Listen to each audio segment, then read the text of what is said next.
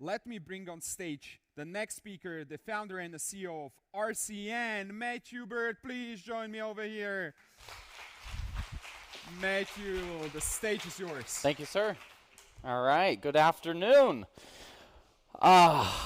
So I might be I don't know if I'll be the most boring presentation or talk for you, or hopefully something still valuable to take away, but I wanted to do something different. We have a lot of amazing technical content, and I want to go back to some of the conversation we've had about community, about inspiration, about really empowering people to make a difference and make change. So before I even talk about it, I actually completely deleted my presentation last night and started over at midnight and built it till 3 a.m. And I'm going to show you first a video. Instead of me just telling you about why we should create content or document presentations, I want to show a video. It's a few minutes long, so bear with me, but it's really just some snapshots of different speakers, different panels we've had, podcast conversations, because then I'll talk to you about why I think it's important. And my goal isn't for me to just inspire people. My goal is everything I do with our podcast, with our events, is creating an opportunity to highlight you guys, the actual professionals in the industry that are doing these cool projects, and trying to create this idea of making that information live on and inspire people further than just one stage that they stand on. So I hope you enjoy this video, and then I'll jump back up.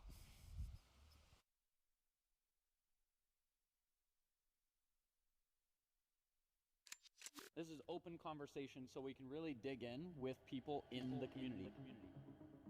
My tagline is inspire one person at a time. It starts with one person. When you inspire someone, you change their attitude.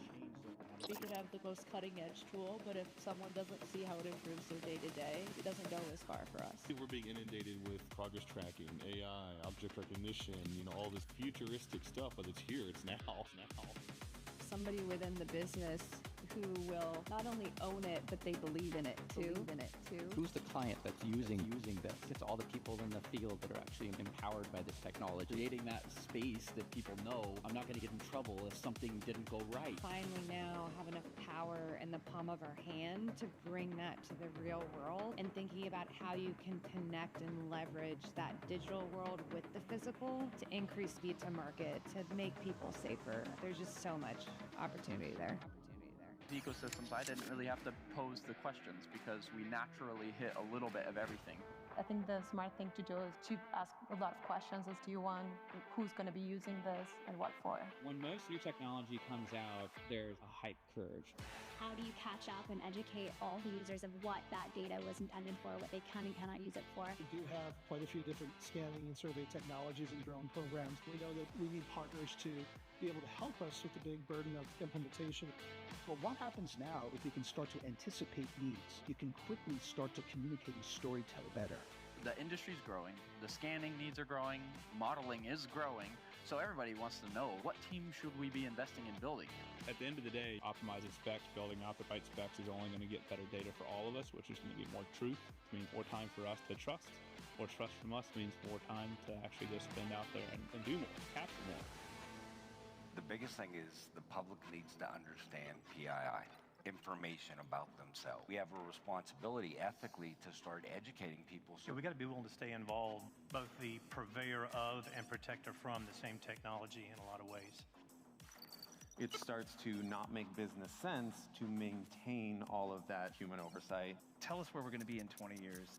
When you look at the construction industry, 60% of the construction industry is for renovations.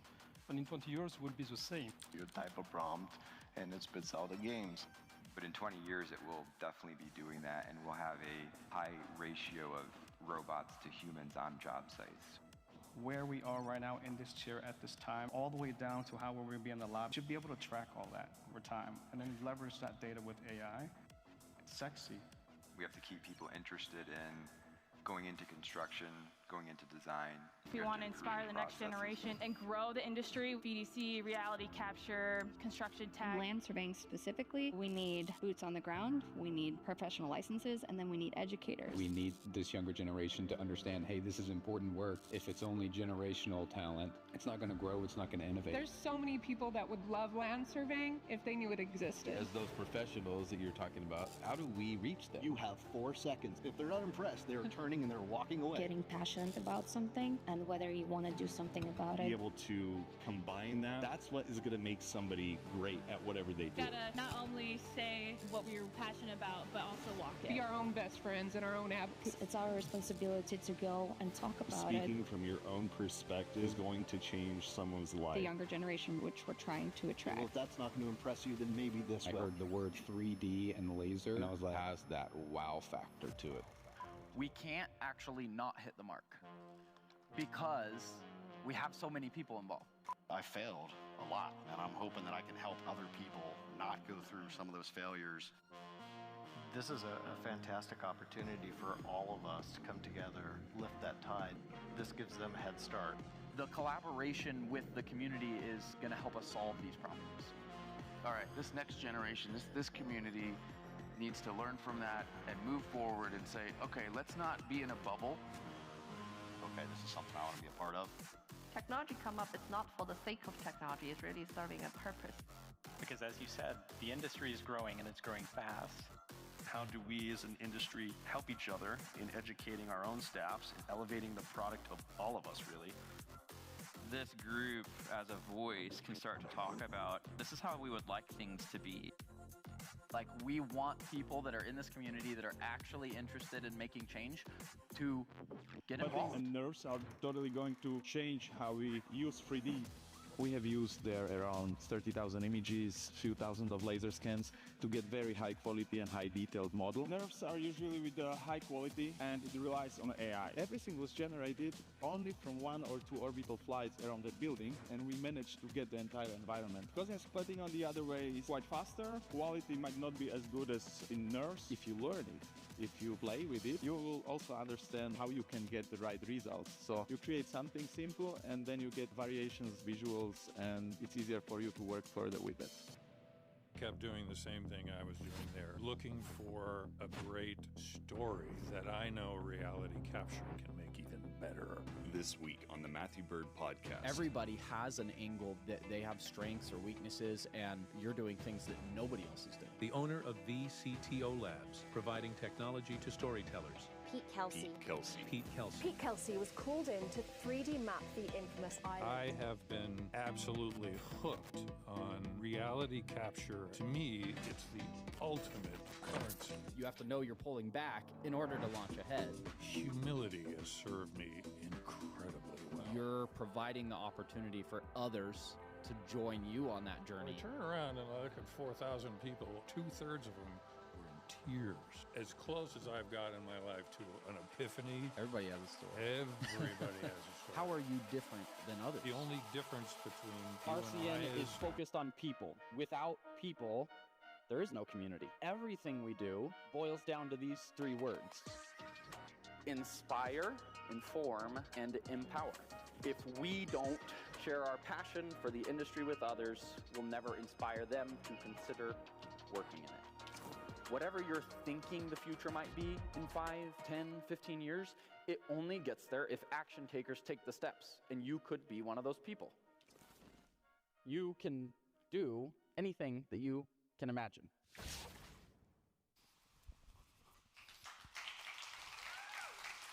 Thank you. Thank you for cheering and clapping for you guys. I think you probably saw some familiar faces, right? And this is what I love about community and building these relationships with people is not only do we meet one time at a conference, but then we follow up on LinkedIn, right? And then we follow up and have a podcast, and then we invite them to the next event. And we build this ongoing relationship where we can continue to inspire each other, find like-minded people to connect with, and hopefully inspire new people to join us on this journey. So I'm just going to talk a little bit. I'm going to ramble on. You're welcome to submit some thoughts, questions, ideas. I just wanted to hit on a few really things that are personal to you, because as the end of that video said, to me, truly, my mission is about people. It is about the people in the industry.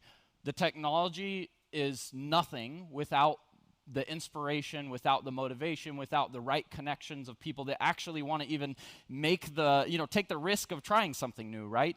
So the first thing for me is talking about truly believing in whatever it is that you're working on and getting passionate about that work. And many of you in this room, you're here because you are one of those people, right?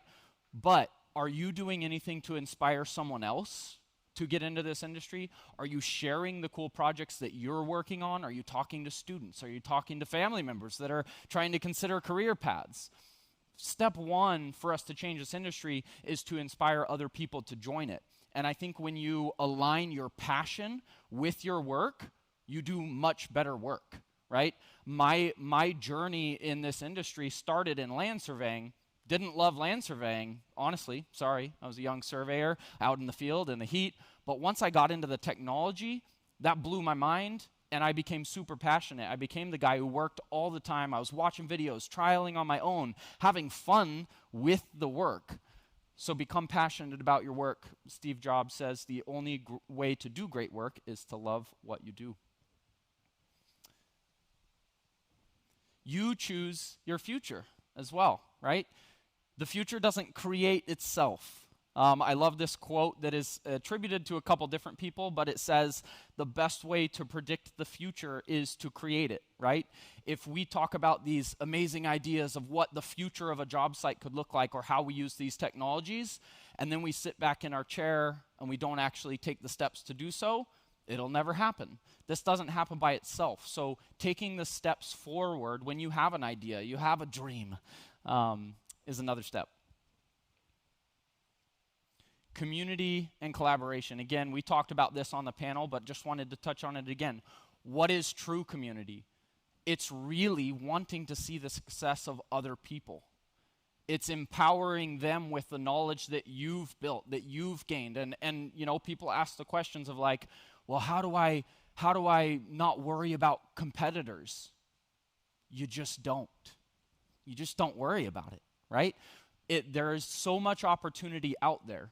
There's way more benefit from you seeing yourself as a leader, as a thought leader. Doesn't matter what your job title is, doesn't matter what company you work for. Connect with people, share, give advice in areas that you have expertise, and you'll find that people respond to you in a positive way as well. I've seen many people that had a very competitive mindset, and because of the attitude I had toward them, it kind of broke that barrier and wall. And instead of seeing me as a competitor in my past as a service provider, they reached out and said, hey, we are busy and we actually need help. So my competitors were my clients in building a business. Removing fear of failure, embarrassment, removing that concern that people have when they're considering something new. They're considering and trying something new, launching a business, launching a department, the risk in investing in technology. We can't be afraid to try something if we want to be leaders in an industry. I am going to go through some of these quickly because I want to be on time for the more important speakers that are coming up. 1% rule. This is something we talk about in our company all the time, right? It doesn't matter how great we are at what we do today. We should always ask, how can we be 1% better tomorrow? Whether it's a project, whether it's how we apply a scanner, whether it's how we use a drone. And I say we as a community, not me. But we do it in ours. How can we improve that video tomorrow? How can we improve the next video? How can we improve how we're engaging the community to inspire more people to join this industry? So think about that for you and yourself. And a lot of why I share this, it's not even just for how do we help the corporate companies do better.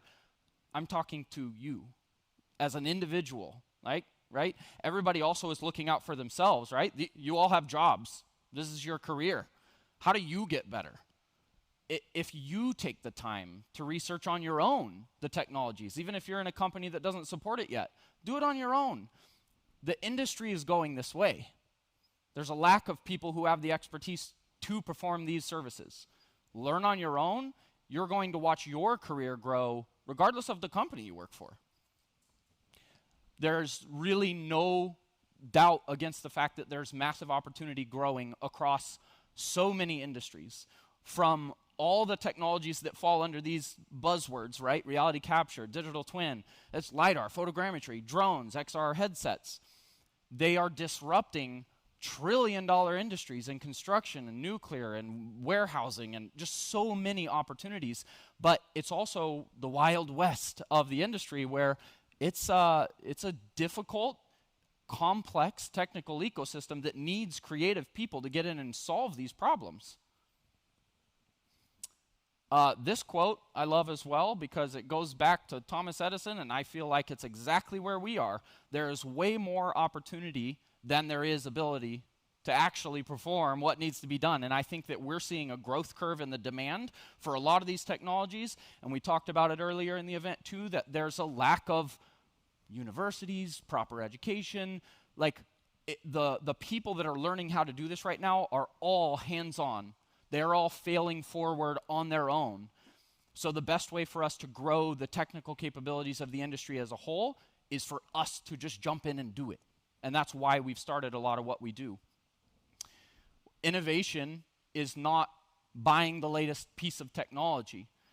We should think about innovation as just a way of working, a way of living. It is constant improvement. And I'm not going to go through all these for time's sake, but you can come back to this. A couple initiatives that we have at RCN, how are we trying to make a bigger impact for the community, for the industry? We started a committees organization. On a bi-weekly basis, we have professionals from all around the world joining a meeting on our Discord and on Google Meeting. We have hundreds of people signed up that they're not paid, they're not employees, they are volunteers who say, we want to make a difference in the industry. We know we need training, we need education, we need standards, we need guidelines, we want to know about the latest tech. They are meeting and working together on problem statements. It's a way that you guys could actually get involved. Another way is, that we're trying to support the community is saying there's a lot of smart people out there, and a lot of them are focused on, how can I make the latest iPhone app for gaming? How can I get a job at some social media company? What can we do to inspire some of the talent that's out there to consider coming and making a difference in the built world, which I say is one of the most important industries around, right? We build the world. We build airports. We work in nuclear. We have a very important role in the world. So we have a startup pitch competition where we're raising funds and we're donating it to startups who come and pitch. And that's another thing we're trying to build. Sharing your story, whether it's on my podcast or you start your own podcast. It's another one I've been asked, like, I'm starting a podcast. I don't know if you think that's okay, or I don't want you to seem like a competitor. I'm like, no, please, just message me. I'll give you all of my tips. I'll give you anything I can. My goal is to help this industry grow in whole, not about my benefit. So share your stories. Make bold moves. These guys came out. Nice hand raised there. Give it up for the bold moves that were made to put this conference on. This conference, you can correct me if I'm wrong, but I don't think would have happened if these guys didn't take their risk of coming out and coming to our event. They came out a couple years, and that's a big risk. I see how much time and effort and cost it takes to fly to Europe. This is my first time in a conference in Europe, so I appreciate the welcome. I wouldn't have gotten to put on an event or be involved in an event in Europe if it weren't for them coming out and saying, we love what you're doing. We really want to do one in Europe. Can we collaborate? I know they could have done it great without me, but that was the driver for me saying, I would love to support. If it's a way that I can support you in this mission of growing globally, let's do it. So you never know what's going to come out of a conversation, right?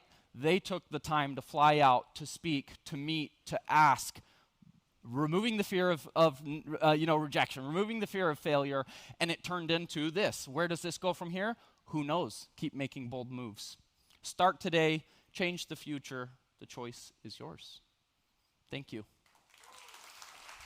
Let's give it up for Matthew. Well done, well done. Thank you. Quick question for you. Can you tell us about the defining moment that helped you grow or shift direction in your career? The defining moment was literally learning about these technologies. I'm a very open and honest person. You can ask me any question anytime. I was making $13 an hour as a survey CAD guy. I found out about this technology, and that took me from like hating work, not wanting to show up, to super excited and passionate, looking into the tech, playing with it on my own.